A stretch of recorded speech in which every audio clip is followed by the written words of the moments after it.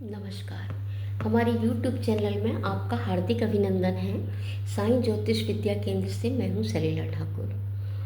आज हम एक ऐसे विषय की जानकारी लेकर आए हैं जो बहुत सारे लोगों की समस्याएं रहती हैं। बहुत सारे लोग आजकल अपने ग्रहों के हिसाब से रत्नों के बारे में जानना चाहते हैं कि हम कौन सा रत्न पहने जो हमको फ़ायदा करेगा। तो रत्नों का एक बहुत ही बड़ा विषय है। जैसे ज्योतिष शास्त्र में ग्रहों के बारे में जानकारी दी जाती है, ज्योतिष शास्त्र का ही एक विषय होता है रत्न। तो हर ग्रह के अपने अपने एक रत्न और एक रंग होता है। तो आज हम इसी विषय में जानकारी देना चाहते हैं। जैसे सूर्य का कलर होता है लाल, और इसका एक रत्न होता है माणिक, उसको इंग्लिश में रूबी कहते हैं। तो ये सूर्य जब भी कुंडली में अच्छा बैठा हो तभी इसका रत्न पहनना चाहिए।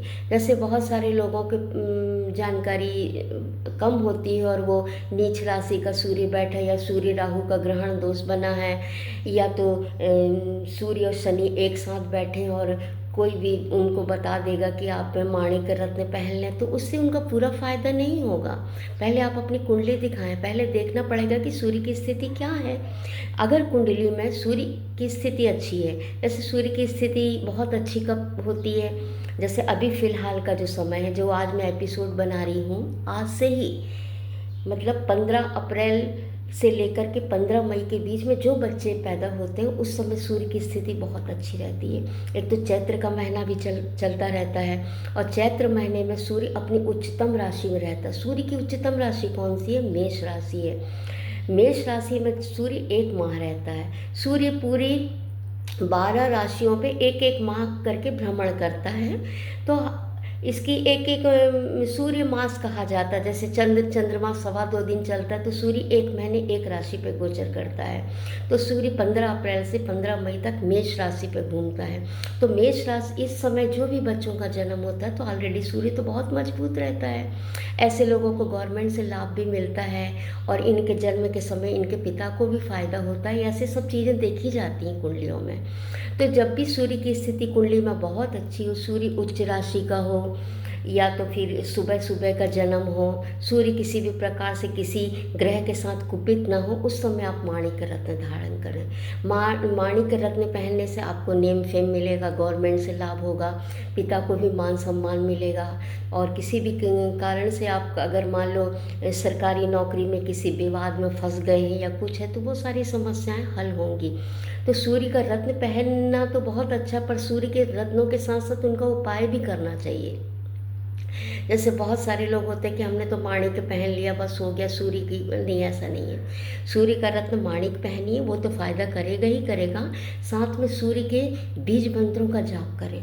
प्रतिदिन आप तांबे के लोटे में थोड़ा सा अक्षत डाल लें, लाल रौली डाल लें, सिंदूर डाल लें, और लाल फूल गुड़हल का वो पानी में मिला करके ओम घृणी सूर्याय नमः के साथ जाप के साथ आप इसको चढ़ाएंगे तो सूर्य ऑलरेडी मजबूत होगा। रविवार के दिन नमक ना खाएं, रविवार का व्रत करें, इससे भी सूर्य मजबूत होगा। और इसके साथ साथ क्या, आदित्य हृदय स्रोत का जो भी जातक पाठ करता है उसको सूर्य के सभी प्रकार के शुभ फल प्राप्त होते हैं। तो जिनका सूर्य बहुत अच्छा है कुंडली में, तो वही सूर्य का रत्न माणिक पहने, अन्यथा रत्न पहनने की आवश्यकता नहीं है। सिर्फ उपाय करने से भी सूर्य की स्थिति बहुत अच्छी हो जाती है।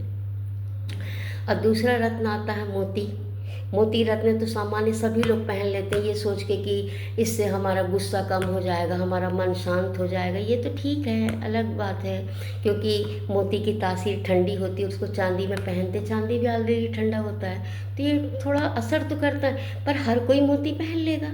हर कोई मोती नहीं पहन। वृश्चिक राशि वालों को तो मोती हरगिज नहीं पहनना चाहिए, क्योंकि वृश्चिक राशि या वृश्चिक लग्न वालों की कुंडली में चंद्रमा नीच राशि का होता है। अगर आप मोती पहनेंगे तो चंद्रमा का शुभ प्रभाव के बजाय उल्टा प्रभाव पड़ने लगेगा। इसलिए अपनी कुंडली दिखाकर ही मोती पहने। वृश्चिक राशि वाले बिल्कुल मोती ना पहने। या तो फिर चंद्रमा शनि एक साथ बैठे हैं, या चंद्र राहु का ग्रहण दोष बना है, तो भी मोती ना पहने। इसको पहले दिखा लें फिर पहने। हाँ, चंद्रमा का उपाय कर सकते हैं आप। चंद्रमा का सबसे अच्छा उपाय है चंद्रमा के बीज मंत्रों का जाप करें। ओम चंद्रमसे नमः का जाप करें। शिव जी को जल में थोड़ा सा कच्चा दूध मिलाकर चढ़ाएं और इसका ओम श्राम श्रीम श्रौम सा चंद्रमसे नमः या चंद्रमसे नमः का जाप करें। हर पूर्णिमा तिथि में दूध, दही, चावल, शक्कर इनका दान करें, सफ़ेद चीज़ों का दान करें। और अपनी माँ या माँ के समान कोई महिला हो, उनकी बहुत सेवा करें तो चंद्रमा अपने आप अच्छा होने लगता है। क्योंकि कुंडली में सूर्य पिता का कारक है तो चंद्रमा माँ का कारक है, तो चंद्रमा अपने आप आपका ठीक हो जाएगा। ये हो गया। अब तीसरा आ जाता है मंगल। लोग बोलते मंगल में मूंगा पहन लेना चाहिए, मंगल ठीक हो जाएगा। तो पहनना चाहिए मूंगा, हर किसी के लिए अच्छा या बुरा नहीं है। पहले आप अपने ग्रहों की स्थिति देखने के बाद पहनना चाहिए। मूंगा कब पहनना चाहिए? अगर मान लो आपकी मेष लगने की कुंडली है, वृश्चिक लगने की कुंडली है, या तो सिंह लगने की कुंडली है, या धनु लगने की कुंडली जिसमें मंगल बहुत योग कारक रहता है, तो ये लग्न वाले या मीन लग्न वाले, इन सब लग्न वालों को ही मूंगा पहनना चाहिए। और मूंगा कब पहने? अगर आपका मंगल नीच राशि का कर्क राशि में बैठा है तो बिल्कुल ना पहने मूंगा, इससे आपको अच्छा के बजाय बुरा फल मिल जाएगा। अगर मंगल उच्च राशि का मकर में बैठा है, या तो वृश्चिक राशि में बैठा है, सिंह राशि में बैठा है, तब तो आप बहुत अच्छे से पहने, बहुत फ़ायदा होता है। मूंगा पहनने से क्या है, प्रॉपर्टी का जो काम करते हैं उनको बहुत फ़ायदा होता है, पुलिस सेना में हैं और बहुत सारी जो मंगल के कार्य होते हैं उसमें बहुत इनको फ़ायदा होता, बहुत ही अच्छा इसका रिज़ल्ट मिलता है। और मान लो आपकी कुंडली में मंगल नीच राशि का है तो मूंगा ना पहन के इसकी चीज़ों का दान करना चाहिए। तो सबसे अच्छा क्या होता है, इसका दान मंगल का लाल मसूर की दाल और गुड़ हर मंगलवार को किसी को दान करें। या तो कभी कभी जा कर के कांच उसकी मिट्टी के छोटे छोटे पात्र आते हैं, मिट्टी की छोटी सी मटकी आती, उसमें शहद भर लो और पीला सिंदूर मिला करके उसका ढक्कन बंद करके निर्जन भूमि में दबाएं, मंगल का शुभ प्रभाव मिलेगा। या तो हर मंगलवार के दिन बताशा उसको लेकर के बड़ के पेड़ में या पीपल के पेड़ में चढ़ाएं, जहाँ चींटियाँ रहती हैं, उससे भी आपको फ़ायदा होगा। ये सब मंगल के शुभ प्रभाव पड़ेंगे। अब जैसे बुध होता है, बुध का रत्न होता है पन्ना। पन्ना भी बहुत अच्छा, जो अकाउंट का काम करते हैं, बैंकिंग का काम करते हैं, सीए का काम करते हैं, वकालत का काम, उनके लिए पन्ना, काउंसलिंग का काम करते हैं, उनके लिए पन्ना बहुत अच्छा होता है। पर पन्ना कब पहने? जब अगर आपकी मिथुन लगने की कुंडली है, या तो आपकी कन्या लगने की कुंडली है, या मकर लगने की कुंडली है, या कुंभ लगने की कुंडली, तभी पहनना चाहिए। अगर मान लो आपका बुध कमज़ोर है, बुध नीच राशि का है, तो बिल्कुल भूल के भी पन्ना ना पहने, इससे आपको नुकसान होगा। इससे अच्छा बुध की चीज़ों का दान करें। बुध की चीज़ें तो ग्रीन चीज़ें होती हैं, खड़े मूंग की दाल होती है उसका दान कर सकते हैं, ग्रीन कलर के कपड़े हो सकते हैं उसका दान करें। और सबसे अच्छा बुध का होता है आदित्य दर्श, वो अब गणेश जी की उपासना करना चाहिए। गणेश अथर्वशीष का पाठ करने से भी बुध ठीक हो जाता है, बुध का शुभ फलपन मिलने लगता है। और ग्रीन चीज़ों का दान करें। और अपने घर में जो आपकी पिता की बहन है, बुआ स्वरूप जो भी है, उनका सम्मान करें तो बुध अपने आप ठीक होने लगता है। इसके बाद आता है गुरु। गुरु का रत्न होता है पुखराज। पुखराज तो बहुत अच्छा होता है रिजल्ट, इसका रिजल्ट तो इतना, अगर जिसकी कुंडली में गुरु बहुत अच्छा है उसको किसी चीज़ की आवश्यकता नहीं, प्रारब्ध से ही उसको सब कुछ मिला रहता है। क्योंकि ये गुरु, देवगुरु बृहस्पति है, ये गुरुओं के देव हैं। और जिसकी कुंडली में अगर गुरु उच्च का है, अच्छा है, स्वक्षेत्री है, उनके लिए तो जन्म से ही उनको नेम फेम मिलता है, जिस क्षेत्र में जाते हैं उसमें उनका मान सम्मान मिलता है। ऐसे लोग जज भी बनते हैं और बड़े बड़े मठाधीश बनते हैं, रामायण जो प्रचारक जो होते हैं, बड़े बड़े पंडित बनते हैं, जिसमें बहुत ज्ञान की बातें होती हैं, जिनका गुरु प्रबल होता है। तो ये बुध, ये इसका रत्न पहनते हैं लोग पुखराज को। और पुखराज को कब पहने? अगर आपकी कर्क लगने की कुंडली है, मीन लगने की कुंडली है और आपकी मेष लगने की कुंडली है, ऐसी लग्न वालों को ही पुखराज पहनना चाहिए। पुखराज उनको नहीं पहनना चाहिए जिनका गुरु नीच राशि का है। गुरु नीच राशि होता मकर राशि में, और मकर राशि में जब भी गुरु बैठे तो बिल्कुल इसका रत्न ना पहने, बल्कि इनकी चीज़ों का दान करें। तो गुरु की सबसे अच्छी चीज़ होती है केले का दान कर सकते हैं, हल्दी की गांठ का दान कर सकते हैं, पीले रंग के कपड़े दे सकते हैं, किसी पुरोहित को जाकर के चने की दाल दे सकते हैं। ये सब पीली चीज़ों को जितना आप दान करेंगे उतने ही आपका गुरु प्रबल होगा। और साथ में गुरु के बीज मंत्रों का जाप करें, है ना, गुरु के ओम गुम गुरुवे नमः का जाप करें हल्दी की माला से, गुरु अपने आप ठीक हो जाएगा, अपने आप ठीक होगा गुरु। और इसके बाद आपका आता है शुक्र।